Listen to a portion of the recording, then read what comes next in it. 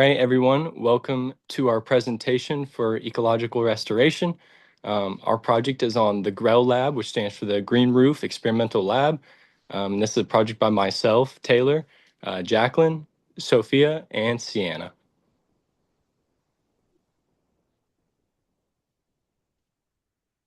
A little introduction to our project. So as I said, we're doing the GREL lab, which is located right near the UT Gardens, the Green Roof Experimental Lab. And this lab was set up in 2022 and assembled by a group of landscape architecture students and a group of sustainable landscape architecture students to study rewilding on green roofs and maximizing accessibility and ecosystem on green roofs. So at the beginning of our project, we put together a GRIM analysis to kind of guide us along with our project. So our goals were to first document the current status of the units. Since their establishment in 2022, a master's project was done on them in 2023. And since then, they've kind of been left alone to grow whatever plants are in there. So our goal is to first document the current status of them and then restore the ecosystem to reflect a native local environment at higher elevations. Because these are a representation of green roofs are grown at higher elevations. So to remove disturbances after we classified all the species, we wanted to, remove the invasive plants that were in there. And then to implement our project, we tested the soil quality and the microplastics in the soil, and also researched native plants that would be suited for higher elevations on green roofs. And then future steps for monitoring. Hopefully, this lab can be used again as an experimental lab and measure the functionality of stormwater runoff, biodiversity, carbon sequestration, and the urban heat island effect. So what is GREL? I kind of already talked about it a bit, but it's the Green Roof Experimental Lab established in 2022. And they built 20 of these structures that you can see on the picture on the right side that are a couple meters high and are supposed to kind of simulate a green roof. And so projects can be done on these to investigate how well these green roofs act at mitigating stormwater, protecting architecture, increasing building thermal efficiency, reducing urban heat island effect, and improving air quality. So this is just an aerial picture from Google Maps showing the 20 GREL boxes that have been built here. Each of the boxes are about 2.4 meters high, the interior dimensions of 112 by 92 centimeters. And these boxes actually had different depths because the original project on these boxes was looking at if the depth of the soil made a difference in how the plants grew there. The depths varied from 5 to 15 centimeters. And then this next slide is just kind of show us kind of the breakdown of what the boxes look like. So here are the boxes. In the right-hand picture, you can kind of see the different quadrants of the depths of the soil. And actually, the master's project that was done on these found no conclusive evidence that the depth of the soil made any difference in the plant species that grew there. A little background information on, I guess, why green roofs are important. Essentially, green roofs offer a big opportunity to transform less utilized spaces, such as rooftops in especially urban areas that face things such as the urban heat island effect. The green roofs are a great way to mitigate some of those impacts. However, they're a little under-researched, and so this lab kind of offers the opportunity to test things such as like different competition strategies, what plants work best, colonizing species in a contained environment before implementing it on a roof. So what did we do? So we got this project, and the first thing we had to do was survey all the plants in the boxes. We wanted to do this before the winter season came in so that we could still identify a lot of the species. So we took pictures and we identified all the species in the boxes. And then after identifying those species, we removed the invasive ones. And then after that, we took soil samples from each box, but then broke it up into 5 random soil samples and sent those off for soil analysis. And then We went to the lab and we did a plastics analysis to look at microplastics that were in the soil in each of the boxes. And then we planned out some future restoration plans. Okay. So, to start, I'm Sienna, and we're going to go over the timeline and then our species specifics. So, for our timeline, like Taylor said, we first visited the site on October 1st, and then we did our plant survey on October 10th and October 13th, broken up into groups. We followed that by doing the soil sampling, just because so we'd have enough time to get that into the lab for analysis on the 23rd. And then in November, we did our invasives removal, our microplastic analysis, and then finally our presentation. Okay, so for our plant survey, we started off by separating out all of our boxes, and we followed the map that was originally done with the thesis. And for this basically looked at us going up into the boxes using iNaturalist, and then also checking with someone in the botany department to make sure that we had all of our identifications secure. And we took basically data on how many plants were in each box and identification of what the species were. Okay, so this is just some photos of it. You can see that we kind of measure out the boxes. These all show different areas of where they are, and you can get an idea of kind of what we're looking at. Also, some of them are a little dead in comparison to what they might have been earlier on, but still able to be identified. So our species that we found, and for this specific table, these are commonly found species, not the most common, but all of these species were seen at least 3 times throughout. We have the Canadian horseweed, the lanceleaf figwort, amaranth, rough cinfoil, ribwort plantain, rustweed. We saw one very specific elm tree, blue jackets, and then white goosefoot. And so a lot of these are going to fall in the Rosaceae, the Asteraceae, the Ulmaceae families, and we're going to see a lot more perennials than we do annuals with these. And some of them are invasive, but we do have quite a few that are native to this area. So yeah. Okay, so these are our most common native found species. We have Aerogen canadensis. We also have the lanceolata, and then the Norvenchiaca. I can never pronounce that. But so these ones are native species to Tennessee. They're native to predominantly mostly the North and Southeastern America, and they were found pretty much in almost every box for these ones. Yeah. So our big problem was our invasive species. Most of our invasive species that are found are going to be wind distributed. So we saw the amaranth, which is going to be our giant amaranth, and these were like massive plants. And when we ended up removing them, it took off like almost all of the soil in the area, the soil media. Our other one that we found is going to be the Plantiago lanceolata, which is a smaller, more ground cover matting type of weed. And it just has a different root system. But both of these are invasive and not native to the area. However, the goal of the master's project was really just to look at establishment over time. And this was just like common establishment. So whatever brought the environment, they didn't like purposely plant much. So that really is just like these are wind pollinated, wind distributed, animal pollinated, animal distributed. So it kind of makes sense where we got these from.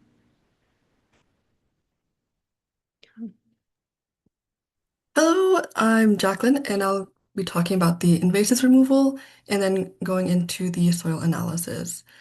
So after identifying the invasive species, we remove them manually, and then we dispose of them with other plant matter. Like Sierra mentioned, the main dispersal type was through wind, and the main pollinators are wind and insects. The most common plant orders that we saw are also listed.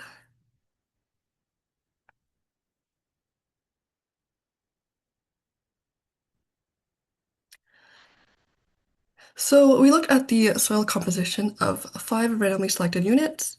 In order, these units were 8, 9, 11, 17, and 20.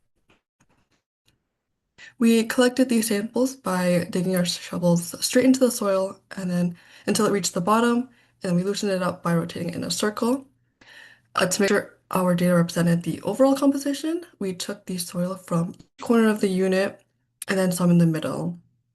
And what we found is that the soil was a potting mix. So it was a soil-less product, so this is typically used to grow plants in containers as opposed to topsoil. That tends to be very dense and becomes very compacted with time when it's watered. That isn't very good for good water or air movement. Majority of the soil was perlite, and this is a porous white volcanic rock that helps to improve the drainage and aeration. And this is important because the growing medium needs to be light. When green roofs are applied to buildings, soils can become very heavy. So this lightweight material helps us stay under that weight capacity. And like I mentioned, the perlite has very large pore spaces, so this is good for fast drainages and then balances the air, water, and plant roots.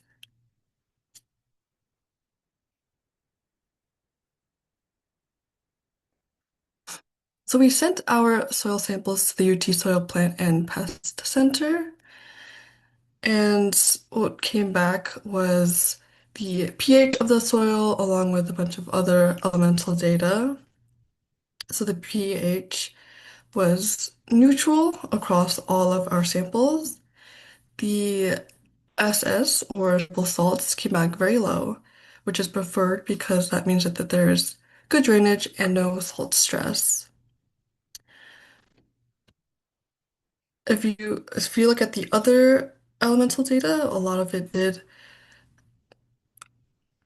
was pretty much the same across all of our samples. So for iron, we were within that zero point 0.3 to 0.6 range. Potassium came back all the same. Magnesium, manganese, potassium, sulfur, and zinc were also around the same values. So overall, our data came back and showed that the elemental data was significantly lower than what is typically acceptable. We have our interpretation ranges attached. Um, we have the acceptable ranges versus the optimum in ppm. All of our data was in the very low ranges. So if we were to do this experiment again, maybe we would use a different potting mix that had more nutrients.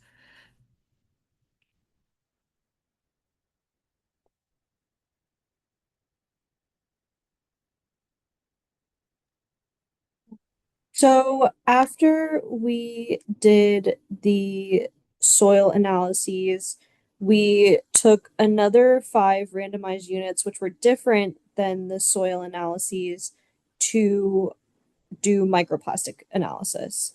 So we did 5 randomized units, units 1, 2, 5, 10, and 15. And our procedure for this microplastics analysis was we weighed out 5 grams of each soil. Normally it's a little bit more than that. However, considering ours were a lot of perlite, making them extremely light, we handled this procedure a little bit differently. We added Ludox to the 35 milliliter mark. Ludox is a water silicate component. There was 5 milliliters of sodium hexametaphosphate added. Sodium hexametaphosphate is a dispersant. So what that's going to do is make all of the individual particles of the soil and anything else in there all separate, so they're not going to get stuck together. For after that, we put them on a shaker for about 30 minutes to help the sodium hexametaphosphate kind of take everything and pull it apart. And the Ludox allows for a density change for everything super light to get on top, at all of the heavy soil to sink to the bottom. We removed the perlite and we then added 30% hydrogen peroxide to allow time for digestion. The image in the upper leftmost circle shows what our samples looked like during digestion. Some had significantly more organic matter than others, which was very interesting, and I think would certainly be something to look into in the future.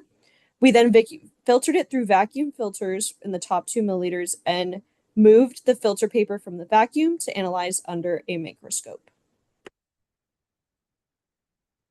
So On the top, you have how many microplastics we found in about each GREL. And then underneath, we have images of what those microplastics look like. So these are all visually identified. You can see them through the fact that they just don't really look like how soil looks. So for example, you have your long stringy types, such as in the um, left and right most top circles. You have things that just don't look like they're going to occur in nature. So the color black is not something that you find in mineralogy very often. You're only going to find that in your pretty mafic materials, not something such as a potting mix. So you can see that in your lower left-hand corner. The upper middle image shows a very clear plastic, but it just doesn't have a very natural shape, and that's how you go about visually identifying these.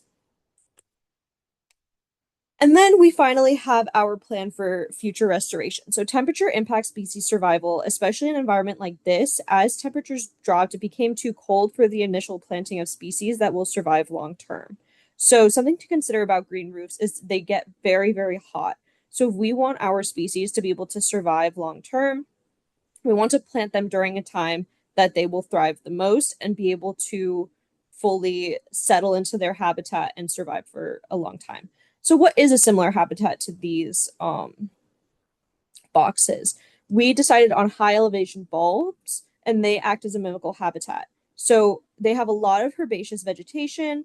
They are mainly open grasslands, such as perennial grasses, dense shrubs, and rocky outcrops, very similar to our boxes. And the plant heights only range from 0.1 to 1.0 meters. This is important because as these boxes are only so deep, a lot of woody shrubs often have roots that need a lot more space, and these boxes would not be able to provide that. So this type of environment is perfect for these plants. Also, they are used to being at higher elevations. They need well-drained soils, which is exactly what soils we have, with a pH of 4.5 to 4.8. In order to achieve this pH from our soil analyses, they recommended the use of iron sulfate to lower the pH slightly if we were to want to use these. What are some common species in this ecosystem that we can plant when it gets warmer? We have wavy hairgrass, mountain oak grass, and Pennsylvania sedge, which are all showed respectively from up to down on the right-hand side of the screen here.